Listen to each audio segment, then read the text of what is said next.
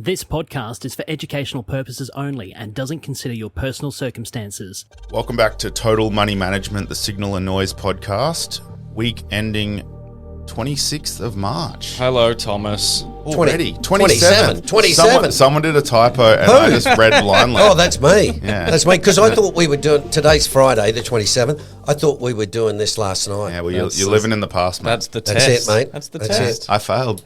How are you I felt feeling? this. Where were we on the weekend? Gold Coast. Networking. Hey, yeah, you guys have got, what's Next this question. story for after the podcast? Oh, The $200.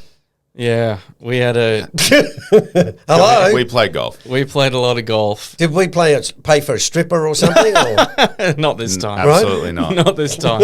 Anyway, Guess who's nervous? Yeah. Let's moving right along. Steve's gone right to the strippers. Right, Well eh? done, mate. Well, mate, you I- went for it. You that's went for my a Bucks weekend. I mean, come on. yeah, Jeez. it was fun. It was good to catch up with the Oh, boys. you played golf. Oh, Jesus, you blokes. No wonder this generation's going to the bloody dogs. What's on this No week? drugs, he no could coke. have asked No us this coke, before. no strippers, no nothing. Oh, right? man. Immediately. Now we have to put Banned. an E on this episode. Yeah, Thanks, immediately mate. banned. Yeah, righto, Dan. Edit the last 3 minutes out. He won't. Righto. Righto, what do we got? Okay. All right. Short summary. We're off track now. The short summary is the world's completely stuffed, right? We're all going to hell in a handbasket. See you next week. Cheers, All right. folks. Cheers. Righto. But, okay, in all seriousness, things are quite grim, right? This Yes. is probably the worst energy crisis any of us are going to see. And I've been around a while. So, and the thing that really concerns me is that you can kind of live without petrol. You can't really live without food. And that's what really concerns me. Well, yeah, you need the gas and to get the trucks around. Yeah. I think this is, it now looks like COVID was a bit of a forerunner for what do you do when society says, well, it comes, for some reason it comes to a standstill. Yeah. Right? And there's going to be, I suspect, big sacrifices made, and there's also going to be lots of social unrest and upheaval if things start getting,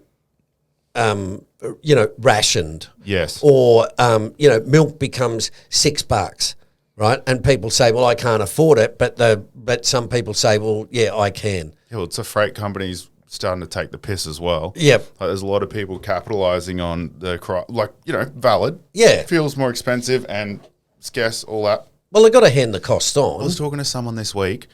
Freight to move a TV, I don't know how far, just one, was $300 last time they got it quoted, $850. To move a TV. Yes. Holy dooly. This was like commercial customer, Yep. obviously selling. But what, just a domestic TV, Tom?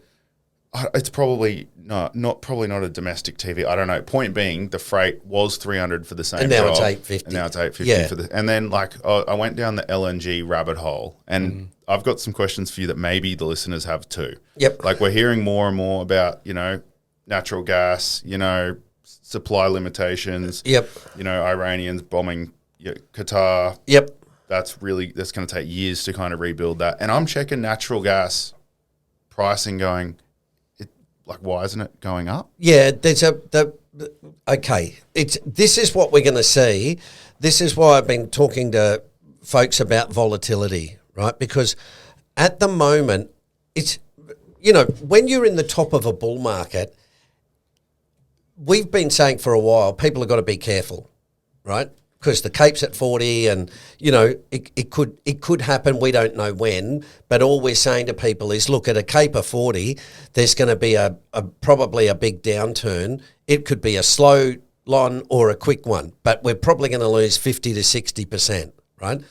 At the top of the market, you can't feel that, right? So do you know what I mean?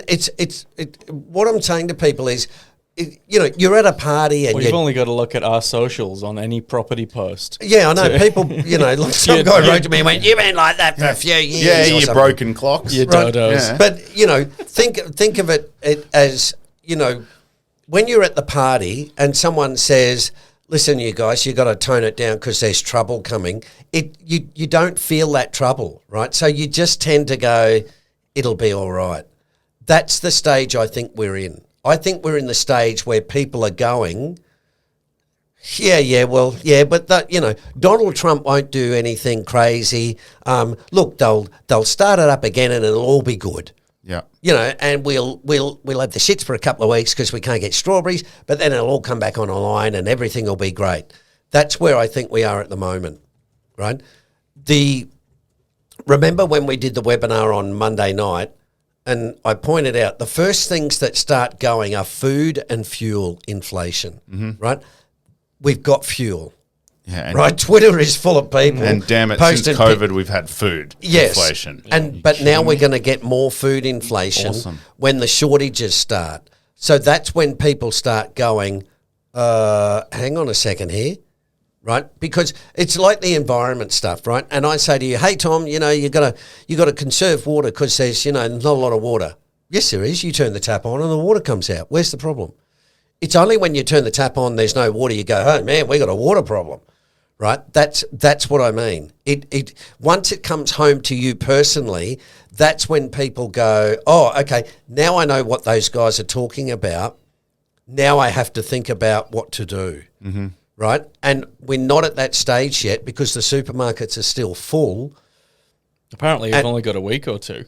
But this is what I'm talking about, Jacob. Without fear mongering. Right? And the other thing is too, the government cannot get up and say, holy Jesus, folks, we got a shit show here because everyone will freak, right? Yeah. So they're going to do it at some stage anyway. But my point being, the government has to say, yeah, we're working on it. Yeah, we're working on it, right? All the meanwhile going, we're running out of options and how can we work on it, right? So from that point of view, this is again where you get a sudden tipping point, right? Where suddenly there's no bread and, meat and fruit and vegetables. Right, but it happens all of a sudden because everybody just goes about their normal day, and then we all groupthink and panic buy together. Yeah. Right, we did it in COVID with toilet paper. I mean, God knows why, but point being, there was no logic about running out of toilet paper. Right, but everybody went and bought it. Why? Because everybody was going to buy it. No one's willing to go without. Yeah, but that my argument this time is, listen, mate, wiping your ass going to be the least of your worries, right? You need food and fuel. They are the fundamentals of life, and that's where we could be heading, and it just doesn't feel like it, right? But you talk to old people who are really old, and they will say to you, during the war, that was what, there was rationing, there's all sorts of stuff. Yeah. It was bloody tough. Wasn't it like, on one day, if your number plate had an even number, you could fill up another day, and there was a limit. They used to boil animal bones, right? Because they wanted to get the fat for the glycerin to make bombs. Like, this was in the Second World War. So what I'm saying is it's that thing where in modern society, and again, because we're so globalised, right, we've now figured out that, helium comes from Qatar. Yeah, and now it's going to cost 900 times. Yeah, and helium goes into semiconductor chips. Okay, well, that's the end of them for a while. And MRI machines. Okay, so we run out and people can't have an MRI done, right? So there's all of this stuff where you suddenly go, oh, okay, now I really get it. It's all interconnected. Right? So look, I'm saying to you, it's a really serious concern. Well, even on that natural gas issue, and I'll circle back to my original question again in a minute. Yep. But right down the rabbit hole Get him back on track. Yeah, no, this is off track. I'll get you back onto the off track. I was on track there, wasn't I? Why haven't LNG prices increased? Yeah, which I'm so confused about because, there's so much. Give me another bloody wine, will you? Right, Tom. I was reading an article where transporting a truck of LNG has gone from 42,000 a day to 300,000. Yeah. Shit. like all kinds of ridiculous things. You know, But this is Santos what- shut down in Yep. Darwin. There's one in WA, I think, that's closed down, the fertiliser factory and stuff. But isn't that yes? And then there's a cyclone going on right now. That's they've it, shut that's all it, the ports. cyclone. Yeah. Like, it's just like, and I'm Mate, looking at it and going, why isn't it going up? Ukraine has bombed Russian oil facilities. What did they do? Bombed it. Dude. But you know what I mean? Like, what I'm saying is there's so much oil falling offline that you know, doesn't someone ring the Ukraine and say, hey, listen, guys, can you just like dial it back on the blowing up Russia? Please. But you know what they've done today? They've blown up the bloody fertilizer that Russia makes. Yeah, great. Oh shit. Yeah, just So- what we needed. Ukraine has. So Ukraine. yeah. Yeah. Well, see, you know why? Because Ukraine is now upping the stakes by saying to the US and Europe, okay, well, if you want it to end, you know, you better give us the weapons and Russia will come to the table and then we can start negotiations. Good luck growing your grain. Well, Your fertilizer. this is what I'm talking about. Everything I is just starved. spoke to a lady on Monday. Ridiculous. Shout out to Kelly. And she said that the farmers out west, right, were saying, we're not planting. Why not? Why are you not planting? We haven't got any fertilizer. There's no point. Awesome. So, you know, You got pineapples I've and got bananas. So if anyone's listening and needs pineapples or bananas, tropical fruit. Jacob. Tropical fruit. Yeah. Mate, there's an opening here for you. TMM food. The fruit platter. The TMM fruit platter. Yeah, and pomegranates. Total food management. Just think, we can, instead of selling our programs for money, we can sell it for food. Well, that we might need to, mate. So, well, you could do well one and the price is 3 steaks. Why? It's not funny. It's sad. Good laugh while you cry. I know. We shouldn't be so flippant. Yeah. Well, Okay. we're also we getting won't a be lot of. in 2 weeks. We might be starving and not as Yeah. flippant. It'll No. take me a week to walk to the podcast. We'll still buy a $60 bottle of wine, though. Yeah, that's true. For the podcast. That's true. No, okay, serious chat here. Okay. Here's a I want to give you this situation and it's serious. Okay. So we've just spent 5 minutes going, things are really dicey. Mm-hmm. So if you said to me, oh, gee, Steve, what should I do? My argument would be, okay, Tom, go and buy a big freezer. Go to the supermarket, buy a lot of frozen food that lasts a long time. Then And go then to when the power turns off, it'll all. well, yeah, we'll get that. Yeah. We'll get to that. And then when everyone does it, Thanks very much. And then go and buy a lot of shelf-stable food, right? Okay. Now, you say to me, oh, gee, Steve, that's going to cost me $1,000, right? 1,500. Now, my argument is this. If I'm wrong and I've overreacted and things are okay, all right, well, you got a lot of food that you bought and you'll eventually eat it, right? If I'm right, you go, thank God I spent that money, right? So my point being, and it's the same with stocks, you always say to yourself, it's not whether I'm right or wrong. The question is, what are the consequences of the decision that I made, right? And this is what Nassim Taleb talks about, right? By saying, look, it's no good if you say, hey, I was right and you made $100. Big deal. The problem is if you say I was wrong and it cost me 10,000. That's the problem. So what I'm saying is, if you, in this situation, you say, okay, well, if I buy a freezer and I get lots of food, I'm covered for, 2 months. Oh, yeah, but what if you don't need it? Well, I'm going to eat it anyway, right? What if you don't do it? Okay, and then I'm in a problem with a lot of people trying to, panic buy, right? So what I'm doing is just giving people the idea to think about it in that way rather than say, what's the right decision? And the argument is, no. What are the consequences of the right or wrong decision that you make? Right? What's the outcomes? Okay, well, look at the consequences of each of those outcomes rather than saying, well, I just want to get it right. It's like, well, that's not the point, right? And this is why we talk about not losing money, right? Because what you want to do is be able to say, I made a mistake, but it didn't cost me much, right? And the problem is when you're overconfident, you tend to put in too much money, and then if it goes wrong, by bad luck or anything, it costs you a lot. Which is what a lot of people are doing now in like the NASDAQ and S&P 500 and Yeah. property in Australia, where it can never fail. But the consequences are I've got 5 properties leveraged up to the nines. Yeah, and it's been going really good for 5 years. So why would I need to worry? Right? And it's like, okay, well, that's one way you can think about it. Yeah, I mean, most people, they don't blow up because they're wrong. They blow up because they're overexposed. Yes. Yeah. Yeah. And we talk about that. See, and we were talking about it just before we came on air. Most people buy in the low with their superannuation. The biggest mistake is over allocating when the cape's really high, right? And that's what we teach in the earnings yield, right? If your earnings yield is 2%, for Christ's sake, sell the stocks and get out of them, right? Because bonds are paying 4 and the cape's at 40. You are not going to make a lot of money, right? And that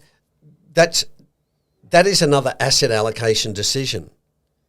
Right, and they make it at the wrong time. They don't buy enough when it's really cheap because it's already fallen 50%. And, oh my God, it could get worse. And it's like, well, it could, but that means it's actually going to get better in the long term because you're going to get a better yield.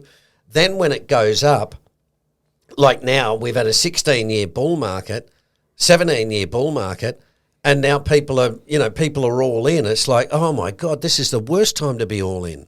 Yeah. I mean, frankly, from the first half of this podcast, I feel like we've got a way bigger issue than the stock price. But it's true, Tom. Yeah. But I mean, It's That true. was a nervous laugh. I'm thinking like we're an investment podcast. We talk about that's why we exist. I'm trying to think where should we be telling people to look right now because it's so volatile. And people are messaging me going, "What should I do?" I'm like, just sit on the sidelines for a bit. I think That's I've got nothing else to give you. mate, that's perfect advice, Yeah. right? And the reason why is simple. As I just pointed out, if they come back to you and they say, "Oh, Jesus, Jacob, like the market's gone up, let's say 10%, right? The market's gone up 10%, Yeah. okay? You're 30. You're not going to get to 65 and go, oh, man, I really made a mistake when I stood out for 6 months on the, when the war was happening with Iran." You've got 100 opportunities ahead of you. You can't see them, but you've probably got, at your age, you've probably got 2 bull and bear markets in front of you. You only need one good bull market to make money and to get wealthy enough in one hit, right? But your point is really valid, right? Because people say, "Oh yeah, but I don't want to sit in cash," right? A few people have said to me, "Yeah, but Steve, inflation," right? So my argument is, okay, stay invested. Yeah. And then when it goes down, to lose 50%. and then when you lose 50%, please don't ring me and go, "Oh man, like I should have gone to cash." And inflation still exists when you're losing 50%. Absolutely.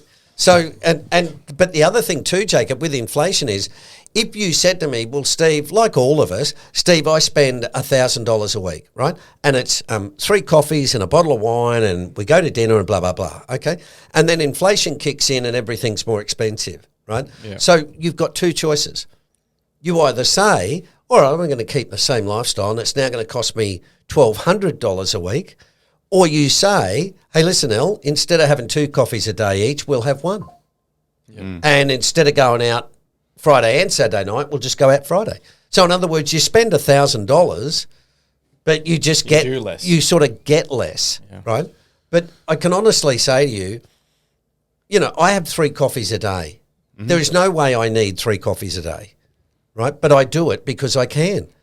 But if someone said to me, "All right, Steve, the coffee's $10 each," I'd go, "Right, that's the end of that. I'll have 1 coffee and I'll buy a coffee machine." And I'll whinge about it. But you see what I mean? What you can do with inflation, you can at least adjust some of your behaviour, Yeah. right? Not all of it, right? But again, you can say, "All right, well, things are really grim. I'll buy a push bike," right? Why? Because I only ride to the shopping centre and that's all I do, right? So there's ways that you can mitigate inflation, right? On a personal level. Yeah, like Jacob could stop buying Penfolds Grange every Friday and Oh, buy a well, bin 21. I don't know about that. I don't know Yeah. about that. I'd rather go without the fuel. We can't eat again. Yeah. But I got a bottle of Penfolds. Hey.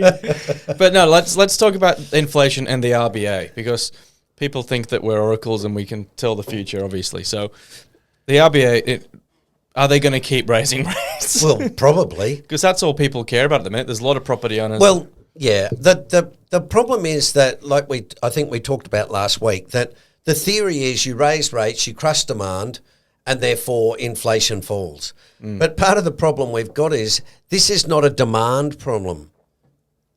You know, we're not all running around going, Jesus Christ, I need more petrol. no, but We're it's running around going, it's a supply problem, where is the petrol? Yeah. Right? So if you said to me, Steve, we've got to stop you buying petrol, we're going to make it, $7 a litre. It's like, that's great. There's no petrol anyway. Yeah. Right? So I can't get any. Well, it's a demand tool. That's the thing. Raising rates is a demand tool to yes. solve a supply problem. Yes. And it's not a supply problem. It's using a hammer where you need a screwdriver. Yeah. Yeah, Right? well, So it's a mismatch there. when it's going to cost $300 to fill your tank. Well, Tom, you think of all those blokes who have got SUVs, right? Those bloody 3-litre gas guzzlers. I spoke to someone during the week. I can't remember who it was. Yeah, and my old man's, it's $400 thereabouts to fill Is it? up. Yeah. I mean, that's painful. I'm glad I sold the Mustang. But this is the thing. There's all these conspiracy theories have a out there. Mustang? I used to have a Mustang. There's all these conspiracy theories out there, which is like, oh, they're doing it on purpose to move everyone to electric vehicles and, Yeah. and PHEVs and all that nonsense. Yes, you got us. Yeah, whoops. Let's drop another bomb. I'll still buy a push bike before I buy an EV. Yeah, I mean, but the bottom line is we don't know if the RBA are going to keep raising rates. It seems likely. Well, that's the only tool they got, Jacob. Yeah, there's nothing else. What else can you do? Well, but you know what the problem's going to be? Albo's going to have to pitch in by spending a bucket load of money, because if he doesn't and the RBA raises rates, well, guess what? They trash the economy. Yeah. We're in a recession. We've got unemployment. And then when you get unemployment, you got people who have got mortgages going, well, now I can't pay my mortgage. Right? And then you got a bunch of people going, well, I don't want to buy a property anymore. He can just use some of the money he's getting from the fuel increases, Matt. Hey? Yeah. Here you go. The fuel excise. I'm looking after you. But you see, I think we spoke about this a while ago where we said, once our economy starts turning over, we've got big problems, right? Because we've got so much debt, right? Not everybody, but a lot of people have got big mortgage debt, right? And that makes you fragile. And you only need one bad episode and, your life turns around real badly. Yeah. Right. And this is what I don't think people are appreciating, because for the last 30 years, every time that's happened, governments have come in to bail people out. But as I've said, the system is always it's still the same. Right. We've still got the same bloody private credit problems. Right. In the last GFC, it was the banks. Well, the banks are now lending money to private credit. Who's created the problem? Right? But it's exactly the same thing going on. We're securitizing mortgages, we're fleecing people, all of this sort of stuff. And it always gets to the same point, right? Then it blows up. Government steps in, sorts out the mess, and they go, righto, everyone go back. So they all go back to the same way. They all start securitizing mortgages again, right? And we're back at that point again, right? And this may be the catalyst where we have to say, righto, scrap all that's gone before us. We need a whole new system. And that's what's going on, right? Because the Americans have looked at it and gone, hang on a second, we're reliant on our number one enemy. Well, that's madness, right? Yeah. So they have to change. They've been quite open about this regime change as well. Oh, yeah, of course, Jacob. Of course. It's not everyone's talking about it as if it's a surprise, but it's not a Oh, surprise. God, no. Trump did this in 2016. That's 10 years ago. Yeah. Yeah. Well, on credit growth, it's when I haven't thought of it that way when he said the banks are paying the banks are funding the private credit. Like I understand it, and I've talked about it a few weeks ago, but that point there just made me go, fuck, you're right. Yeah, because you have the same thing. You have to say where is private credit getting the money from? Yeah. Okay, so they can get it from insurance companies, right? Who are But funded they're by the getting banks anyway. they're getting money from the banks. I sent shout out to Jacob, not Jacob, Jared. Jared and I were talking about it today, right? And I said what happened was after 2009. The Basel III regulations that were put on banks basically restricted them, right? So they said, listen, you guys are morons. We're going to put regulations on you so you can't lend as much, right, to certain things, right? And you got to have more capital and more reserves and stuff, right? Yeah. So, of course, what do?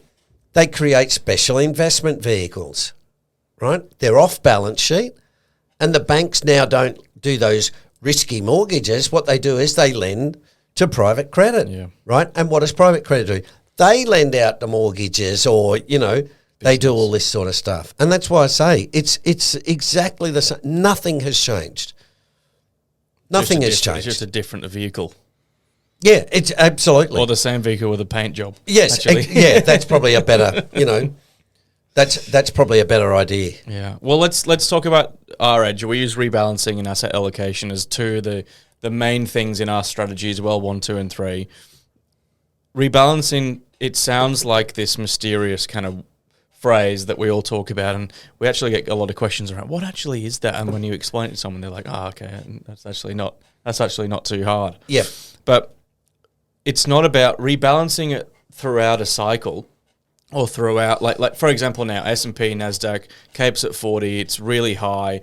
Rebalancing more often or changing your asset allocation from something like 80-20 or 70-30 down is actually the whole technique to not lose money over time. Yes. And to maintain your not maintain, but to subside volatility over the long term, Yes. over the next 5 or 10 years. Yes. So you don't necessarily have to change your whole investment strategy. You just got to change how much your exposure is. Yes. It's the reason you have to you have to be premium signal and noise to get this. But there's a diagram in there which is half and half. Okay, so let me explain it if you're driving along the highway.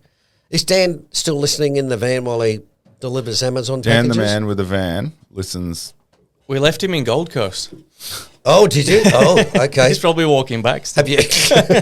Have you like Dan made it home, didn't he? He made it home. Pretty Anyway, in-house joke there, folks. Righto, what this diagram is showing, shout out to Chris Hall because he and I talked about it. What it is they're saying, imagine if in every market cycle you didn't make the full amount, you only made half. But in the loss-making part of the cycle, you didn't lose that amount, you lost half. So if the market went up 500, you only went up 250. If the market then went down 50, you only went down 25. Okay, so you're always halving. Now, what are they showing? They are showing that you end up with more money. Now, the reason why you end up with more money is the reason why we have a motto which says, don't lose money. Because what we're trying to show people is it's the losses that hurt you, right? You don't get rich by gaining. You get rich by avoiding losers, right? And so that's the really important point, because when we talk about market cycles and we go, listen, the Cape's at 39. Oh, okay, what happens every decade after that? Every decade after that, you lose money. So you look at it and go, oh, okay, well, I should change my allocation. Yes, you should. But if you know that, you could make a lot of money. Absolutely, because you see, Tom, people go, oh, yeah, but mate, I've made 500%. And it's like, I know, now you're about to lose 250 of it, right? Well, right now what I'm seeing is that people are saying, I can't afford to wait 10 years. I need to make more money. Yeah, but and we should stress this, Jacob. It's a good point. All I'm doing here is talking about the US market because it's got a Cape of 40, right? Now, as we talk in our sessions, the US is the elephant in the room. Now, if you go back and look at 2022, I think 2018, the GFC, every time the Cape crashes from a really high level, everybody gets it, right? So you have to say, yeah, Steve, cool, Brazil's on a PE of 10, but if the US goes, Brazil will probably go. Now, Brazil will get cheaper, but it'll still go down, Yeah. right? So that's where your asset allocation is really important. And this is why I say to people, I know it's a pain in the ass having a lot of cash, right? Especially when the market's going up. But again, all I'm doing is saying to people, avoid the losses. Yeah. Right? Just focus on that. Avoid the losses, right? And that's why we introduced TA, right? Technical analysis. And I think last week I talked about the 200-day moving average. Yeah, in well 1 Yeah. specifically. Yeah, but also in well 2 and 3. Yeah. So you can say, hey, it's at the 200. All right.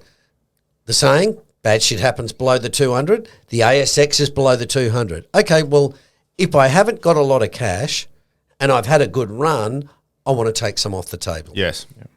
Right? Yeah. If you say to me, listen, I'm going to take some off, but I've got a good job and I won't be sacked in a recession, okay, that's fine.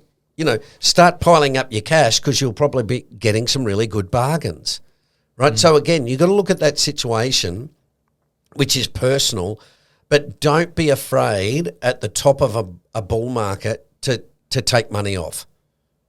Right? It's really, really important. Well, that's where the what if I'm wrong framework fits in, right? Absolutely. What we spoke about at the beginning. Yes. What if I'm wrong? Yeah. Like the consequence is I lose 20, 30, 40, whatever the number is. Yeah.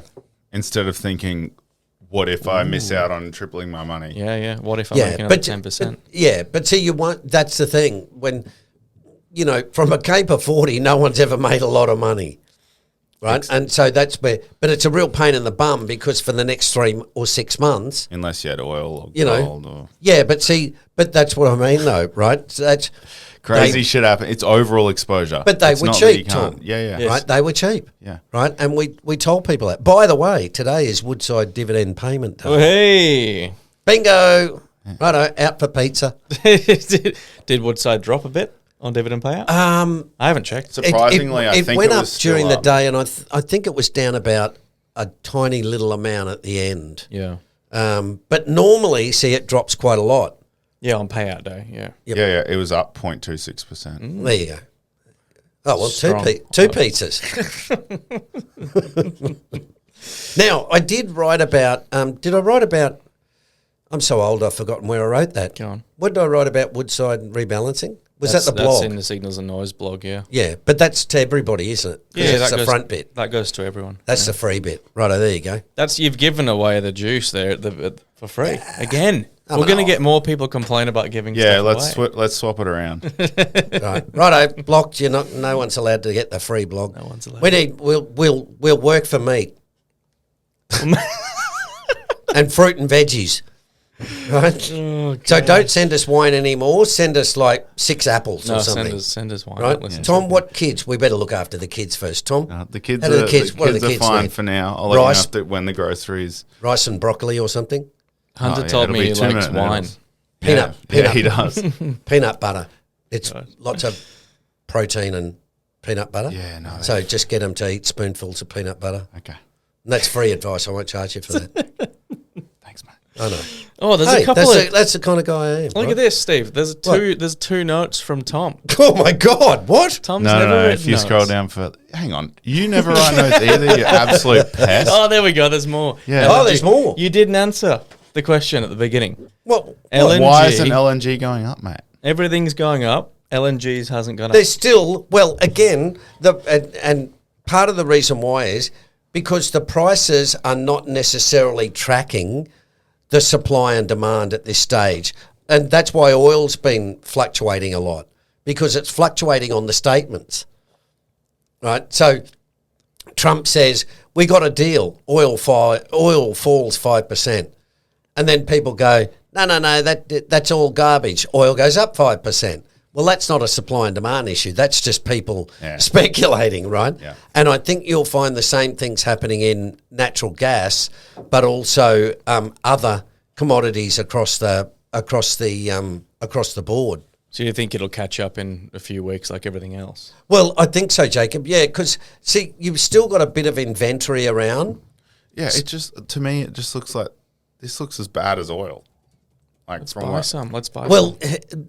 the argument is, Tom, yes, right? Because, see, again, oil's not something. See, you think about travel, right? Well, if we have to talk about rationing, should we let people fly off to Bali, or should we say to them, no, listen, we need that fuel for the farmers or something, right? So there's all those decisions that you've got to have a think about. One thing that you're going to see more of, and I'm finished with this, but one thing that's going to happen is now, you think of all the building contracts, right, where they've said, yeah, I'll build that for you, and it's 700,000, Yes. right? And now, I know for a fact that some copper piping and plastic piping has gone up 35 or 40%. Yeah, didn't Reese's say they were Yes, Reese's yes. plumbing? Yeah, So we- now what happens? What happens now? Well, you go back to the client and you say, hey, listen, there's a clause in the contract. It's now an extra 75. And the people say, well, hang on, I can't pay that extra 75. Well, I can't wear it. It's in the contract. I saw this literally last week. There's a little rural store at ours near Kenilworth, and they were posting letters to everyone in the local area saying, we're really sorry, but our plumbing plastic supplies are going up 30% next week. Absolutely. So come in now. Yes. And this is like trying to help the community, and everyone's losing their marbles. But I'm thinking, shit, this is a tiny little town, and their overheads would be massive. Well, this is what I'm saying, guys. Welcome to the way the world gets volatile when you're in a transition period. Yeah. And I know we've laughed a lot, but the reality is this is very serious. Yeah, you laugh or cry. It's hectic. Well, sometimes, Tom, the only thing you can do is laugh or cry. Yeah. Next 'Cause week it's- we'll cry. You can't do much about it. But in portfolio terms, what we're doing is saying to people, go and revisit your portfolio, right, and have a look at the things. If you've done really well out of something that's not Woodside, because we think Woodside's still got a long way to go, but in other areas where you said, oh, Steve, I've made a bucket load in a video, it's like, okay, might be a good idea to take some off the table. Because we're not, if you said to me, hey, Steve, would you like some semiconductor chips or would you like some potato chips? It's like, I'll take the potato chips, right? So this is where you get priorities, right? And this is where you start to, you have to reel it in and start saying, okay, do I really need 3 coffees? No. Okay, well, I'm going to have to start cutting back, yeah. right? And that's what I mean. It's the pointy end. Yeah. Well, if you want to get clearer on what we're looking at, you can join free Signals and Noise free version. You can join Signals and Noise Premium if you want to know some more in-depth analysis of what we're looking at. Join our monthly coaching call, or if you want us to look at how to teach you how to make cash, you can do that too. All right. All right, Good cheers. stuff. Thank you. Cheers, and don't folks. forget the deep freeze. This podcast is for educational purposes only and doesn't consider your personal circumstances. Total Money Management Proprietary Limited holds AFSL 568642.